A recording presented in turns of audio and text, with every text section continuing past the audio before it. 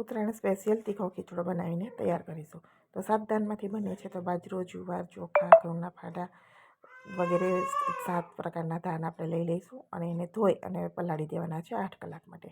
8 કલાક પછી ધાનમાંથી પાણી આપણે કાઢી નાખવાનું છે અને આપણે એના માટે મૂકીશું ગરમ પાણી. એટલે આંધણા પણ ઉકળવા લાગે, ગરમ થઈ જાય ત્યાર પછી એની અંદર ખીચડો ઓળી દેવાનો છે. ખીચડાની સાથે લીલા શાકભાજી તમને પસંદ હોય એ નાખી દેવાના, મીઠું નાખવાનું, સિંગનું તેલ અને ઘી નાખી કવર બર કરી દેવાનું અને 6 સીટી લગાવી દેવાની મીડિયમ ફ્લેમ ઉપર.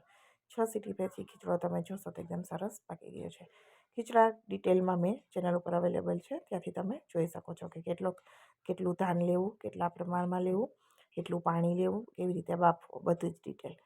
અહીંયા વઘાર તીખો ખીચડો બનાવવા માટે તેલ નાખી તેલની અંદર બધા આખા મસાલા નાખી દીધા છે. રાઈ, જીરું, હિંગ, લાલ મરચું, આદું નાખી દઈશું સ્વાદ પ્રમાણે અને આપણે ખીચડાનો વઘાર કરી દેવાનો છે. વઘારમાં શાકભાજી તમને જોઈએ એ પ્રમાણે તમારે નાખવાના. બટેટા, ગાજર, મરચાં, ટમેટાં જેટલું પસંદ હોય એ બધું શાકભાજી અહીંયા નાખી દેવાનું. શાકભાજીને રેગ્યુલર મસાલા બધા કરી અને કૂક કરી લેવાનું છે.